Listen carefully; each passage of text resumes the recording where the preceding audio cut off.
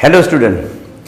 अच्छा भाई, अब हम चलते हैं इलेक्ट्रॉनिक्स पे और सेमीकंडक्टर। आपका जो चैप्टर नंबर 16 है इस पे कि भाई इलेक्ट्रोमैग्नेटिक वेव किस तरह की होती हैं, कैसे पैदा होती हैं, ये सारा कुछ ही वो ठीक है।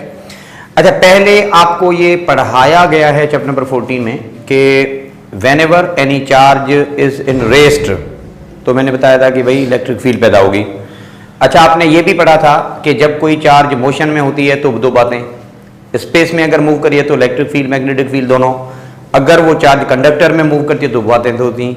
अगर यूनिफॉर्मली जा रही है तो क्या होता था, याद करो थोड़ा, if charges in uniform motion तो इलेक्ट्रिक फील्ड उनकी कैंसिल हो जाती थी, सिर्फ मैग्नेटिक फील्ड बचती थी, ठीक है ना। पर when charges are moving in conductor in accelerated motion, तो फिर हम सिंपली बात कर सकते हैं कि इलेक्ट्रिक और मैग्नेटिक दोनों फील्ड पैदा होंगी, ठीक है। देखिए ना, बातें दो हैं, एक है आपका ओरस्टेड थ्योरी और दूसरा फैराडे।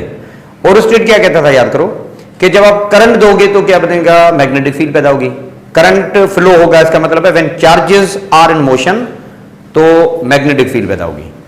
अच्छा, फैराडे ये किस्सा उल्टा बता रहा है कि भाई जब मैग्नेटिक फील्ड चेंज करोगे तो करंट पैदा होगा। अब ये दोनों के दोनों चीजें आप सिंपली कह सकते हैं कि दूसरे के रेसिप्रोकल है। बाय द वे, बड़ा सादा मतलब इसका ये है कि व्हेन इलेक्ट्रिक फील्ड चेंजेस, पहली बात ये कि इलेक्ट्रिक फील्ड जब आप चेंज करोगे तो क्या होता है, मैग्नेटिक फील्ड पैदा होगी। ये बात किसने बताई थी, ओरस्टेड ने बताई थी, है ना। अच्छा, इसी तरह से दूसरी बात, when magnetic field changes then we can say electric field पैदा होगी। ये किसने बताया था, फैराडे ने बताया था। अब ये दो चीजें बहरहाल आपको ध्यान में रखनी पड़ेंगी, इन चीजों को बुनियाद बनाकर हम इलेक्ट्रोमैग्नेटिक वेव की तरफ आएंगे। ओके, देखिए मैंने आपको ये भी बताया हुआ ऑलरेडी कि when electric charges are in accelerated motion, charges जब एक्सेलरेटेड मोशन में होते हैं इन वायर, तो फिर डू रिमेंबर इलेक्ट्रिक फील्ड भी पैदा होगी और उसके साथ आप कह सकते हैं मैग्नेटिक फील्ड भी उसके अंदर पैदा होगी। Both fields are actually produced. अच्छा, आमतौर पे कितना क्या होता है, यूजुअली होता यूं है कि ये है कंडक्टर, सुनेंगे ना, ये है कंडक्टर। कंडक्टर में आप सिंपली कह सकते हैं कि आप चार्जेस को फ्लो कराएं, पर वो चार्जेस आपके एक्सेलरेटेड मोशन में हों तो इलेक्ट्रिक फील्ड भी पैदा होगी और उस चार्जेस के अराउंड, कंडक्टर के अराउंड में मैग्नेटिक फील्ड भी पैदा होगी। जो मैग्नेटिक फील्ड का प्लेन है इलेक्ट्रिक फील्ड के साथ आप सिंपली कह सकते हैं परपेंडिकुलर है, ठीक है ना। पहली बात ये, अगर ये चार्जेस एक्सेलरेटेड मोशन में पर कम एक्सेलरेशन है, इसका मतलब है आप इनको एक्सेलरेट करें पर विथ वेरी लो फ्रीक्वेंसी का मतलब है नंबर ऑफ साइकिल, या आप बड़े सिंपल तरीके से इनको एक्सेलरेट करें तो पता क्या होता है, एट लो फ्रीक्वेंसी, आमतौर पे जैसा कि हम लेते हैं 50 हर्ट्ज, तो पता है क्या होता है, जो इलेक्ट्रिक फील्ड है और दूसरा जो इनकी मैग्नेटिक फील्ड होती है दैट रिमेन इनसाइड वायर, ये दोनों के दोनों कंडक्टर के अंदर रह जाती हैं अगर आप लो फ्रीक्वेंसी की बात करोगे तो। बट एट हाई फ्रीक्वेंसी, जैसे आप फ्रीक्वेंसी बढ़ाओगे, एट हाई फ्रीक्वेंसी पता है क्या होता है, these field move out of conductor, ये दोनों कंडक्टर से बाहर निकलते हैं एंड प्रोड्यूस इलेक्ट्रोमैग्नेटिक वेव। मैं दोबारा से बता दूं कि आम फ्रीक्वेंसी पे पता है क्या होता है, इलेक्ट्रिक फील्ड मैग्नेटिक होती दोनों हैं पर they are remaining inside the wire और करीब कंडक्टर के होते हैं। हम चाहते हैं कि ये फील्ड बाहर निकले तो बड़ी सारी सी बात है, आप इनको ज्यादा एक्सेलरेट करना पड़ेगा। देखिए, पंखा अगर स्लो होगा ना तो वो इतनी हवा नहीं देता, वो इतना मीडियम को डिस्टर्ब नहीं करता। अगर पंखा आप तेज चलाओगे तो मीडियम को बड़ा डिस्टर्ब करेगा ना, जब भी हम सिंपली कह सकते हैं कि हमें ज्यादा हवा मिलती है।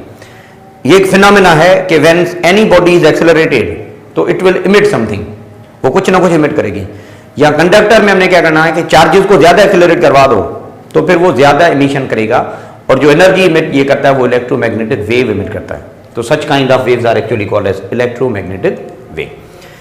अच्छा बाबा, इलेक्ट्रिक फील्ड जो होती है ना, आप सिंपल कह सकते हैं इलेक्ट्रिक फील्ड अगर इनकी एक्स एक्सिस पे है तो मैग्नेटिक फील्ड इनकी वाई प्लेन पे होगी, या इलेक्ट्रिक फील्ड अगर आपने वाई प्लेन पे रखी है तो मैग्नेटिक फील्ड इनकी एक्स एक्सिस पे होगी। मतलब आप सिंपली कह दो कि भाई दे आर ऑलवेज परपेंडिकुलर। देखिए ना, पैदा होने से पहले भी देखा जा सकता है कि भाई they are perpendicular with each other. Electric field lies along the conductor current, magnetic field lies perpendicular to the wire. ये हमने चैप्टर नंबर 14 में पहले भी पढ़ा हुआ है। खैर, इलेक्ट्रिक फील्ड अगर एक्स एक्सिस पे है इस तरह से, ऐसे कह दो इलेक्ट्रिक फील्ड मतलब इलेक्ट्रिक वेव, तो मैग्नेटिक फील्ड जो होगी ना, it will remain perpendicular to the wire. ये मैग्नेटिक फील्ड कुछ इस तरह से ऐसे बनेगी, ये समझ लो मैग्नेटिक फील्ड है, और इसके लिए हम सिंपली बात कर सकते हैं electric field. They super impose on each other, ये दोनों वेव एक दूसरे के साथ सुपर इम्पोज करते हैं और दोनों एक दूसरे के साथ मिलकर एक हमें वेव पैदा करके देते हैं। Such waves are actually electromagnetic wave. ठीक है। अच्छा, इनकी स्पीड हमने अगर मालूम करनी है तो स्पीड के बारे में हमें मैक्सवेल ने बताया।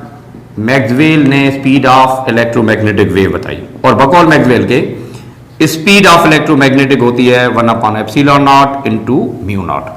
इसको यूं भी लिखा जा सकता है ε0 म्यू नॉट होल पावर 1/2, या इसको ऐसे भी लिखा जा सकता है होल पावर -1/2।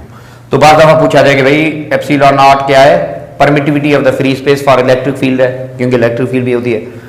म्यू नॉट आपका क्या है, permeability of the free space for magnetism होती है, जो कि अपने मैग्नेटिक फील्ड में एम्पियर्स लॉ में पढ़ा हुआ है। ये सारा का सारा जो अपने टर्म मालूम किया है ना, इसका कलेक्टिवली डायमेंशन क्या होगा, तो you generally can say the dimension of this whole parameter it would be equal to meter per second, क्योंकि ये सारा कुछ किसको शो करता है, ये एक स्पीड को शो करता है। तो हम सिंपली इसको इस तरह मालूम कर सकते। वैल्यू पुट करें, अगर आप वैल्यू पुट करें सबकी, तो आपको वैल्यू मिलेगा कोई 2.998 इंटू 10⁸ मीटर पर सेकेंड, या कह दो कि भाई राउंड ऑफ करके ये 3 इंटू 10⁸ मीटर पर सेकेंड होता है, जो इससे लिखा जा सकता है। आप ऐसे भी कह सकते हो कि इलेक्ट्रोमैग्नेटिक वेव हमने किस तरह से प्रोड्यूस की, by oscillation of electric charges.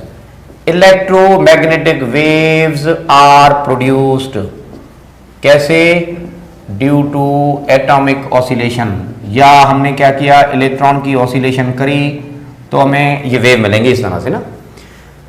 अच्छा, ये वेव होंगी कैसे, इसके बारे में थोड़ा बात हो जाए तो सुनो जरा।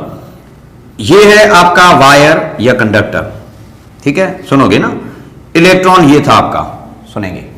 अच्छा, इलेक्ट्रॉन ऑसिलेट करता है, इसका मतलब है यहां पे भी जाएगा, पॉजिटिव एम्पलीट्यूड भी जाएगा, फिर ये वापस आएगा तो नेगेटिव एम्पलीट्यूड पे जाएगा, फिर ये पॉजिटिव एम्पलीट्यूड नेगेटिव एम्पलीट्यूड, मुसलसल इलेक्ट्रॉन इस तरह से ख्वार होता रहेगा। तो हम सिंपली कह सकते हैं कि वेव भी उसी के मुताबिक यहां से पैदा होती है। अच्छा, अगर ये पॉजिटिव है, पॉजिटिव की तरफ जाता है तो ये वाला नेगेटिव हो जाएगा। अगर ऐसा नहीं है, अगर ये वाला पॉजिटिव है तो फिर इसको आप नेगेटिव ले लो। मतलब इलेक्ट्रॉन की वाइब्रेशन होती है प्लस, तो वो नीचे वाला पोल उसका नेगेटिव, फिर उसकी तरफ जाता है वो प्लस, दूसरा वाला नेगेटिव। ये ऑसिलेशन इलेक्ट्रॉन की इस तरह से होती रहती है। तो इलेक्ट्रोमैग्नेटिक वेव आप सिंपली पैदा करते हो along the wire। अच्छा, इस वेव की लेंथ कितनी होगी, जिसको हम कहते हैं वेव लेंथ, तो बड़ी सादी सी बात है, the wave length of electromagnetic wave कितनी होगी, दैट इज इक्वल टू, किसके बराबर होगी बेटा, to the length of wire, या कंडक्टर की लेंथ के बराबर होगी। आपके सामने है ना, ऑसिलेशन कितनी होगी, जितना कंडक्टर बड़ा होगा उतनी होगी बेटा। ये कंडक्टर है जिसके ऊपर हमने ऑसिलेशन करवा दी, तो आप सिंपली से कह दो कि भाई इस कंडक्टर के ऊपर या कंडक्टर से वेव पैदा होंगी। अब इस कंडक्टर का नाम एक ऑर्डिनरी कंडक्टर नहीं है, इस कंडक्टर का नाम हम रखते हैं ऑसिलेटर, क्योंकि ये वो कंडक्टर है जो ऑसिलेशन करवा रहा है इलेक्ट्रोमैग्नेटिक वेव पैदा करने के लिए। और दूसरी माने में इस कंडक्टर का नाम हम एंटेना भी रख सकते हैं। एंटेना आपने पढ़ा होगा ना, एंटेना क्या करती है, वेव पैदा करती है या फिर वेव रिसीव करती है, इस तरह से ना। ये सारी कुछ कहानी जो एंटेना के ऊपर होती है, एंटेना की जो लेंथ है ना, उसी के ऊपर हम इलेक्ट्रॉन को इस तरह से ऑसिलेट करा रहे हैं।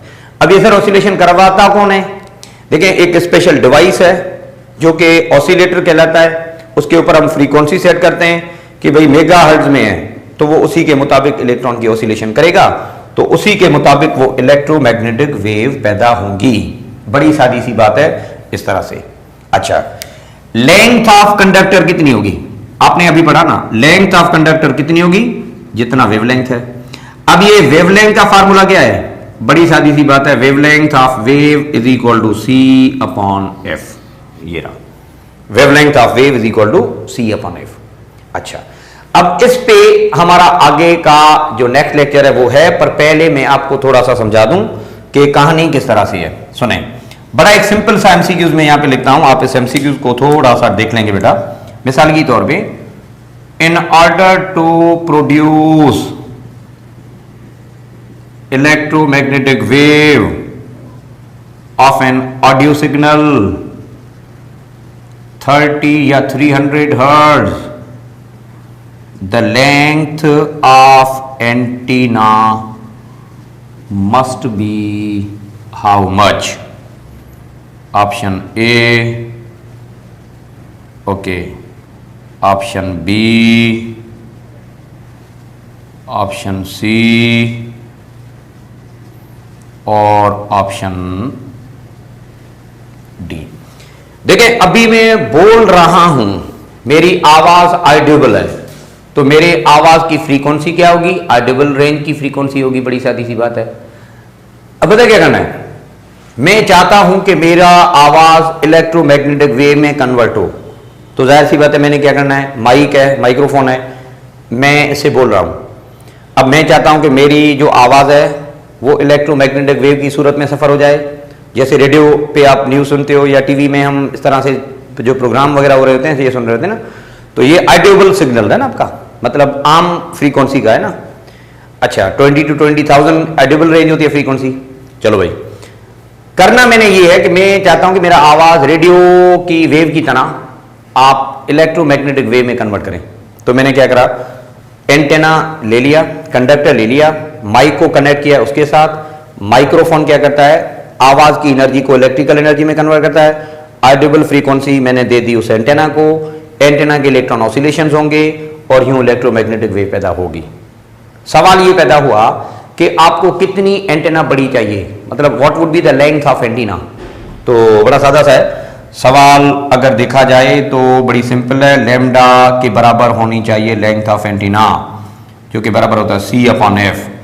अब C is the speed and frequency. अच्छा, 300 है ना बेटा, आप इस 300 को कैसे लिख सकते हैं? 3 × 10⁻² लिख सकते हैं। अब ये 3 तो आपका गया, खाली बचेगा 1। अच्छा, 10⁻² और 10⁻6 अगर आप एडजस्ट करेंगे तो इट वुड बी 1 × 10⁻6 मीटर, जिसको आप 1000 किलोमीटर की तरह लिख सकते हो। It would B 1000 kilometre.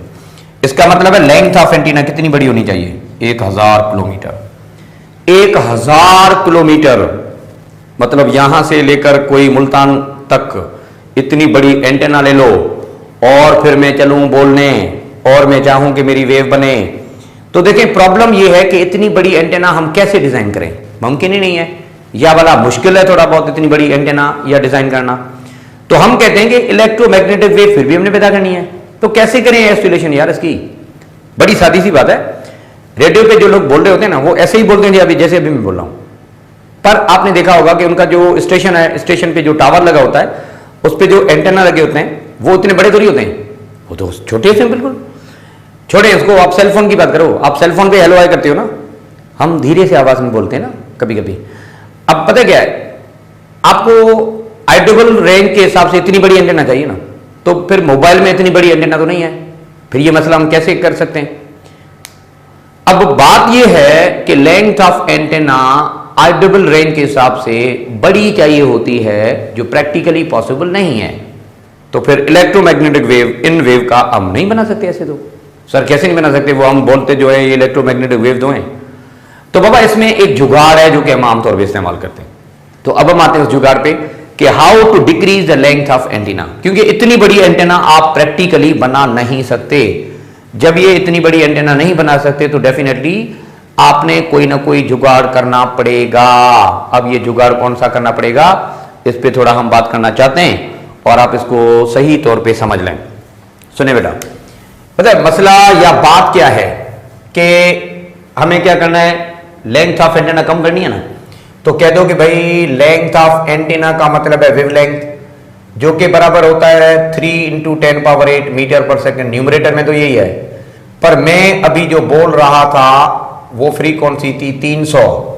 अगर मैं मैथमेटिकली थोड़ा देखूं तो डिनोमिनेटर की वैल्यू काफी कम है, उसीलिए मेरा जो जवाब अभी आ रहा था वो 1000 किलोमीटर में आ रहा था। ये जवाब मैथमेटिकली हम कम कैसे कर सकते हैं, बड़ा सादा है, आप डिनोमिनेटर में कुछ और बड़ी फ्रीक्वेंसी ऐड करो, कुछ और बड़ी फ्रीक्वेंसी ऐड करो, फिर जुगाड़ हो सकता है। ये जो डिनोमिनेटर में हम फ्रीक्वेंसी रखते हैं वो कितनी रखें, ये फ्रीक्वेंसी होती है मेगाहर्ट्ज में, ये फ्रीक्वेंसी होती है गीगाहर्ट्ज में। जब मैं मेगा या गीगा रखूं, इसका मतलब है नीचे होगा, मेगा का मतलब है 10⁻6, गीगा का मतलब है 10⁻9। बाबा डिनोमिनेटर में अगर आप बड़ा वैल्यू रखोगे तो फिर आप मैथमेटिकली देखो तो आपका जवाब पॉइंट में आ सकता है, 0 पॉइंट समथिंग लाइक ऐसे आ सकता है।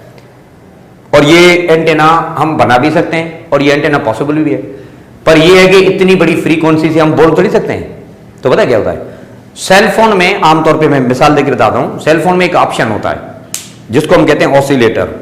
कैसा, किस तरह का ऑप्शन, सुनो। जैसे आपने फोन डायल किया रखा, तो पता क्या होता है, सेल फोन के अंदर एक ऑसिलेटर है जो खुद ही हाई फ्रीक्वेंसी जनरेट करता है अंदर ही, और जो हाई फ्रीक्वेंसी यहां पे है ये आपके, आप जैसे बोलते हैं ना हेलो, इसका मतलब ये हुआ कि ये हाई फ्रीक्वेंसी आपके ऑडिबल फ्रीक्वेंसी के साथ ऐड होती है, और जब ऐड होती है तो हमें वेवलेंथ कम मिलती है, और जब वेवलेंथ कम मिलती है तो ऑसिलेशन के लिए वायर की लेंथ कम होनी चाहिए, जो कि हम आमतौर पे इस्तेमाल करते भी हैं। सेल फोन में जो एंटेना होता है ये सेंटीमीटर में होता है, आप इसको मैथमेटिकली सॉल्व करें आपका जवाब सेंटीमीटर में आएगा ऐसे।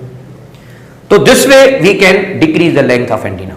तो सुनो जरा, हम कैसे डिक्रीज कर सकते हैं the length of antenna, antenna की लेंथ हम कैसे डिक्रीज कर सकते हैं, that can be decreased by adding high frequency.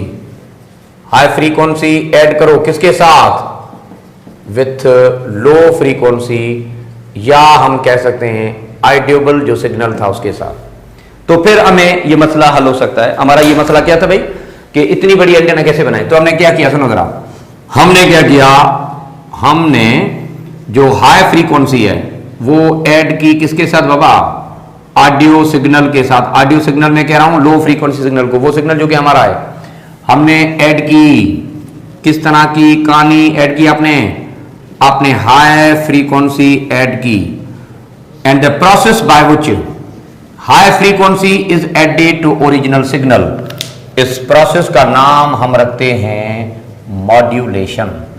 हम इसको क्या कहते हैं बेटा, आपने मॉड्यूलेट कर दिया। मॉड्यूलेशन का मतलब ये है the process of adding high frequency to low frequency audio signal, इसको हम सिंपली कह सकते हैं ये आपका मॉड्यूलेशन हुआ। अच्छा, यूं करने से पता क्या होता है, इस तरह करने से आपको एंटेना जो चाहिए होता है वो कम चाहिए होता है। एंटेना जो है ना, एंटेना जो आपको चाहिए होता है वो आपको बड़ा कम चाहिए होता है, क्योंकि आपने उसकी जो वेवलेंथ है या जो उसकी लेंथ है वो इस तरह से आपने कम कर दी, मैथमेटिकली देखा जाए तो जो वेव निकलती है ना वो यहां से निकलेगी ऐसे। और ये सारा प्रोसेस जो है वो हम करते हैं ट्रांसमीटर साइड पे, मतलब जो ट्रांसमीटर एंड है ना वहां से हम ये करते हैं ट्रांसमीटर साइड पे। अब जिसको फोन कर रहे हैं हम, वो हो गया हमारा रिसीवर। हमारे फोन पे ये होता है, रिसीवर पे जैसे ये वेव पहुंचेगी, रिसीवर पे पता है जैसे ये वेव पहुंचेगी रिसीवर एंड पे, तो वहां पे ये सिलसिला उल्टा होता है। कौन सा, कि जो वेव पहुंची है उसमें ऑडिबल सिग्नल भी है, हमारा भी आवाज है, वो सेल फोन, उसका जो सेल फोन है वो इसको करेगा माइनस, फिल्टर करेगा। किसको फिल्टर करेगा, इन दो वेव को फिल्टर करेगा। जो ऑडिबल सिग्नल है वो अलग करेगा, ऑडिबल सिग्नल है उसको अलग करेगा, और जो हाई फ्रीक्वेंसी वेव हैं उनको अलग करता है।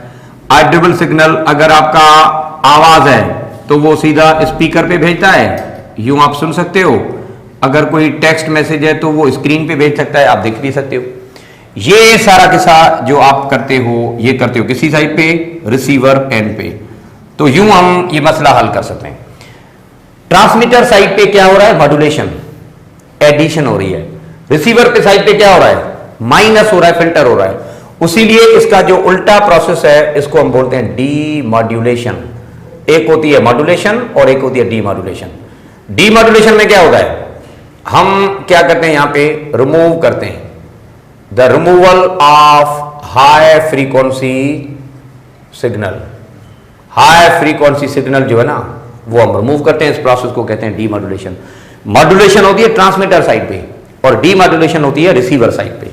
चले भाई, यार इसका मतलब ये हुआ ना कि हाई फ्रीक्वेंसी बेचारी ख्वार हो रही है इस तरह से, तो यहां पे पैदा कर रहे हैं उसको, वहां पे वो सिर्फ पता नहीं कहां चली गई, आवाज जो सुनाई दे रहा होता है वो आपका ही आवाज सुनाई दे रहा होता है, या फ्रीक्वेंसी पता नहीं इस तरह से सुनाई नहीं देती।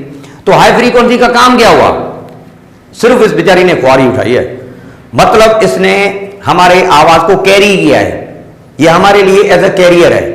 उसीलिए इस हाई फ्रीक्वेंसी का दूसरा नाम हम रखते हैं कैरियर वेव। क्या रखते हैं बेटा, कैरियर वेव। और जो ओरिजिनल सिग्नल होता है इसका नाम हम रखते हैं intelligence signal.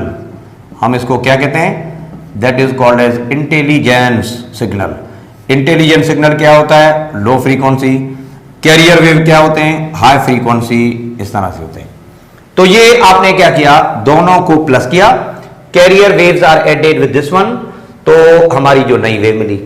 The process is called as modulation. अच्छा, ये वो सिग्नल है जिसके ऊपर हमने काम करना था ना, तो इसलिए हम यहां पे कहते हैं ये वो है जो कि आपका मॉड्यूलेटिंग सिग्नल है। मॉड्यूलेटिंग मतलब जिसके ऊपर ये हम एडिशन करना चाहते हैं, कैरियर वेव ऐड करने से। ऐड करने के बाद जो नया सिग्नल मिला इसका नाम हम रखते हैं मॉड्यूलेटेड। ये वो सिग्नल है जो मॉड्यूलेट हो चुका, ये मॉडिफाई हो चुका, अब यही वेव आगे जानी है। तो मॉड्यूलेटेड सिग्नल जब यहां पे पहुंचेगा तो डीमॉड्यूलेशन यहां पे उसकी होती है, और ये सारा किस्सा होता है। That process is actually called as modulation. ठीक है ना। देखें इस एमसीक्यू का ये जवाब है कि भाई इतनी बड़ी एंटेना हम कैसे ले आए, तो इतनी बड़ी एंटेना से जान छुड़ाने के लिए हम क्या करते हैं, ये जुगाड़ करते हैं। The process is actually called as modulation. Demodulation कहां पे होती है, आप सिंपली कह सकते हैं डीमॉड्यूलेशन वो प्रोसेस है जो कि रिसीवर साइड पे होता है, जो मॉड्यूलेशन है वो आपका कहां पे होता है, ट्रांसमीटर साइड पे। अब ये मॉड्यूलेशन के तीन किस्म हैं, टाइप्स ऑफ मॉड्यूलेशन। अच्छा, एक होता है आपका amplitude modulation, amplitude modulation AM, और दूसरा आपका होता है frequency modulation, frequency modulation FM कहते हैं, FM रेडियो जो होता है आपका, और तीसरा होता है आपका phase modulation PM। AM radio नहीं होता पुराना वाला, वही है। अच्छा, इसकी फ्रीक्वेंसी हम कितना ऐड करते हैं, तकरीबन 560 hertz, 560 kilo hertz, 560 kilo hertz से लेकर ये तकरीबन 1600 किलो हर्ट्ज तक होता है। जो FM है इसकी रेंज कितनी है बेटा, 88 मेगा हर्ट्ज से लेकर ये 108 मेगा हर्ट्ज तक होता है। ये रेंज आप ध्यान रखना जी बेटा। तो सबसे पहले हम आते एम्पलीट्यूड मॉड्यूलेशन पे कि एम्पलीट्यूड मॉड्यूलेशन में होता क्या है।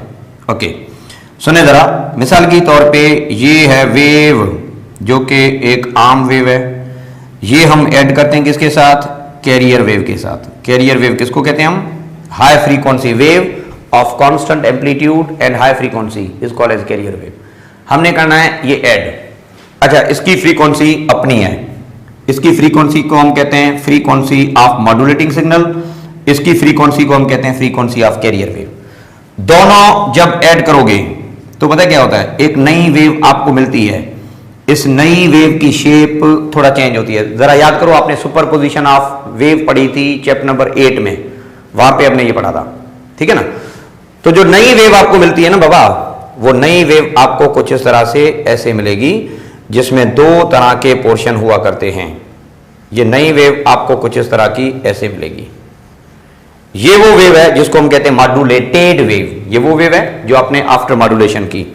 अब इसके मैथमेटिकल इंटरप्रिटेशन पे मैं नहीं आना चाहता, एवरीबॉडी नो बेटर, आप इस तरह से ये कर सकते हो। अच्छा, कुछ इस तरह से कि भाई ये आपकी वेव है ए साइन थीटा, वही आपका साइन 2 पाई एफ टी है, समझ लो, और ये है आपका ए साइन 2 पाई एफ टी प्लस फाइव, ये मुख्तलिफ है आपकी, ये आपकी फ्रीक्वेंसी कैरियर की वेव है, ये ओरिजिनल है। दोनों को ऐड करो। थोड़ा प्रीवियस लेक्चर पे चले जाएं जो हमने सुपरपोजिशन ऑफ वेव पढ़ी थी, बीट से पहले वाला जो लेक्चर है, वहां पे आपने ये सारी कहानी इस तरह से बताई हुई है। ठीक बाबा।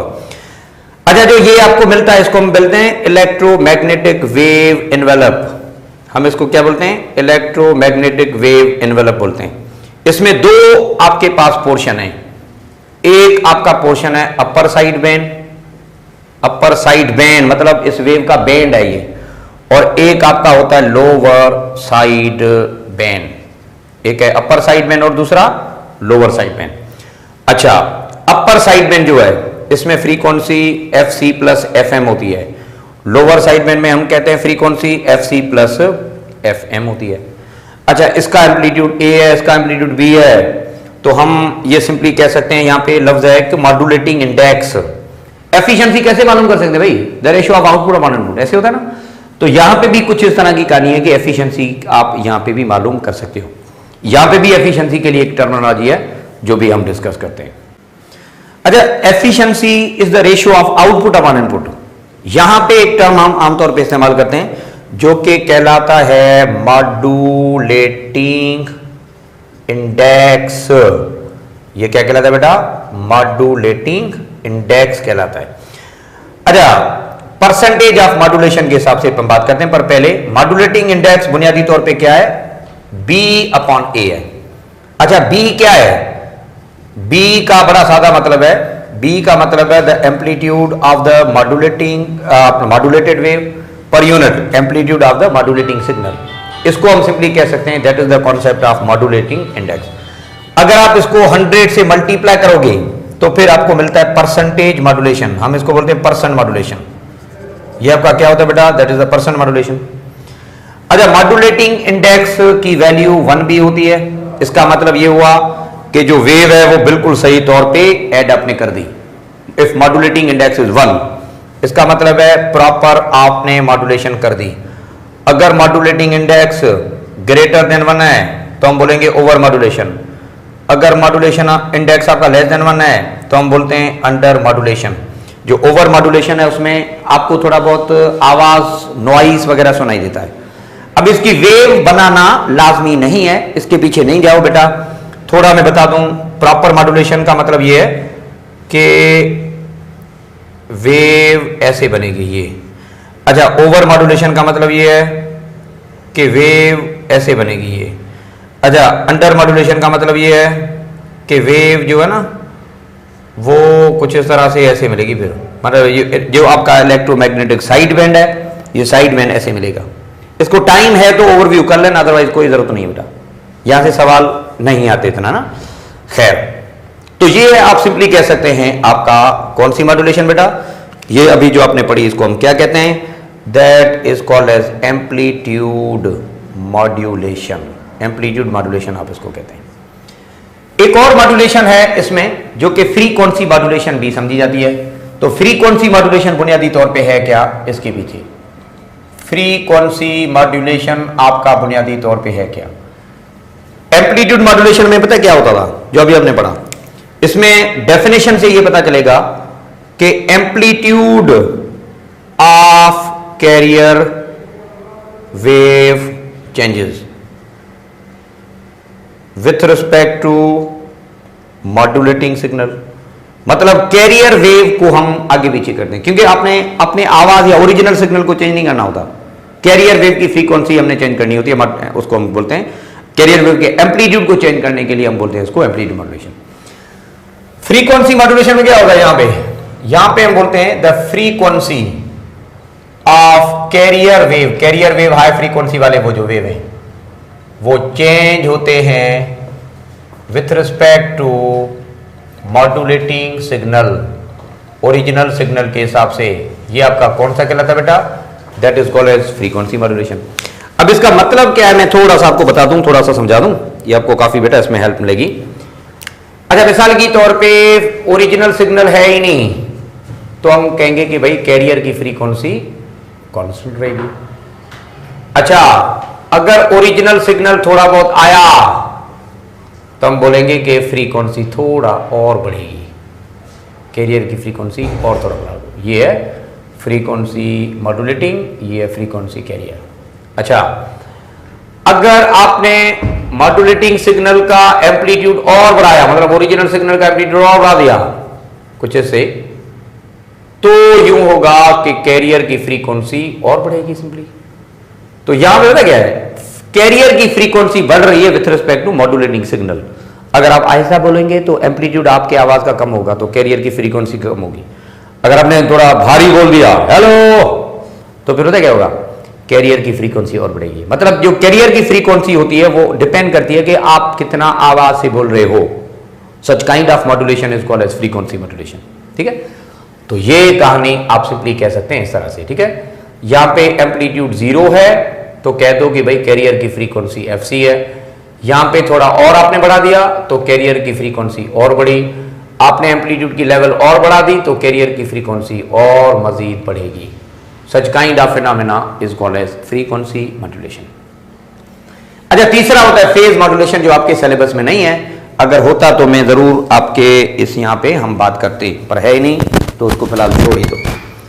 अच्छा, एक होता है डी मॉड्यूलेशन। डी मॉड्यूलेशन पता क्या कहते हैं हम? डी मॉड्यूलेशन में हम कैरियर वेव हटा देते हैं। यहां पे हम सिंपली कह सकते हैं the carrier wave are filtered, हम हटा देते हैं, फिल्टर करते हैं फ्रॉम द मॉड्यूलेटेड सिग्नल। जो मॉड्यूलेशन कर दी हमने उसे हम हटा के आगे पास कराते हैं। ये प्रोसेस आपका कौन सा कहलाता है बेटा? This process is called as demodulation. अब उसमें ऐसा क्या है जो उसको हटा देता है? देखें आगे हमारा जो सेमीकंडक्टर, उसमें एक टॉपिक है डायोड। जो डायोड है ना, वो इनको करता है, क्योंकि डायोड पॉजिटिव साइकिल में करंट करता है कंडक्शन, नेगेटिव में नहीं करता। तो वो इस तरह से नेगेटिव वाले जो वेव्स हैं वो फिल्टर हो जाते हैं, पॉजिटिव वाले अलग होते हैं। फिर आगे कैपेसिटर भी होता है। कैपेसिटर क्या करता है? चार्ज हो रहा होता है, फिर डिस्चार्ज हो जाता है, फिर चार्ज होता है, चार्ज डिस्चार्जिंग। तो हम सिंपली कह सकते हैं कि ये सारा किस्सा आप डी मॉड्यूलेशन या डी मॉड्यूलेशन एक सर्किट होता है, उस सर्किट को इस्तेमाल करके हम ये कर सकते हैं। ठीक है ना? तो बड़ी सादी सी बात है बेटा, डी मॉड्यूलेशन सर्किट होता है बाकायदा तौर पे, जिसको इस्तेमाल करके हम ये डी मॉड्यूलेशन कर सकते हैं। ये आपका बुनियादी तौर पे आरसी सर्किट होता है, आरसी सर्किट होता है जिसके बुनियाद पे हम करते हैं। तो by means of D modulation, RC circuit का मतलब क्या? रेजिस्टेंस भी है, कैपेसिटर भी है। अब इसके डीप में जाने की कोई जरूरत नहीं है, बड़ा सादा सा मैंने बताया है कि भाई आपका आवाज पहुंच नहीं सकता, तो हम ये जुगाड़ करते हैं मॉड्यूलेशन। मॉड्यूलेशन में एम्पलीट्यूड भी चेंज किया जा सकता है, इसमें आप फ्रीक्वेंसी को भी चेंज कर सकते हैं, आप इसमें फेज को भी चेंज कर सकते हैं, ताकि जो वेव है सही तौर पे आपका रिसीवर एंड पे पहुंचे। तो जब आप कॉल मिलाते हो अपने सेल फोन से, तो क्या होता है? High carrier wave frequency add हो जाती है। बार दफा पता है क्या? शोर हो रहा होता है, इसका मतलब है सही तौर पे एम्पलीट्यूड मॉड्यूलेशन नहीं हुई। अच्छा, रिसीवर एंड पे ये प्रोसेस क्या होता है? जिसको आप कॉल मिला रहे हो वहां पे ये किस्सा उल्टा होता है, मतलब वहां पे जो वेव आपने यहाँ पे सेल फोन से ऐड हुई हैं वो वहां से फिल्टर होती है। तो ये modulation D modulation communication system में आमतौर पे इस्तेमाल किया जा सकता है। That's it. इलेक्ट्रोमैग्नेटिक वेव हमने पहुंचा भी दी, इलेक्ट्रोमैग्नेटिक वेव हमने ट्रांसमिट भी करवा दी। तो ये एक छोटी सी कहानी है जो इसमें है। अच्छा, एंट्री पॉइंट ऑफ व्यू के हिसाब से अगर सवाल आएगा तो बड़ी सादी सी बात मैं बता दूं, मॉड्यूलेशन की डेफिनेशन से आएगा, या इसकी ये रेंज जरा याद कर लेना, या इनकी डेफिनेशन जरा याद कर लेना, या इनका ये लेस देन 1 ग्रेटर देन 1 वाला जो फार्मूला ये याद कर लेना। बाकी ऐसा इसमें कुछ भी नहीं आता। अब क्योंकि आपके सिलेबस का हिस्सा है तो हमें पढ़ना पड़ा। हाँ, इस चैप्टर का जो दूसरा पोर्शन है, जो अगला आपका लेक्चर होगा, जिसको हम बोलते हैं सेमीकंडक्टर, ये बड़ा इंपॉर्टेंट है, उसको हम थोड़ा डीप में लेंगे जैसे दूसरे चैप्टर को लेते हैं। थैंक यू वेरी मच बेटा, खुश रहें।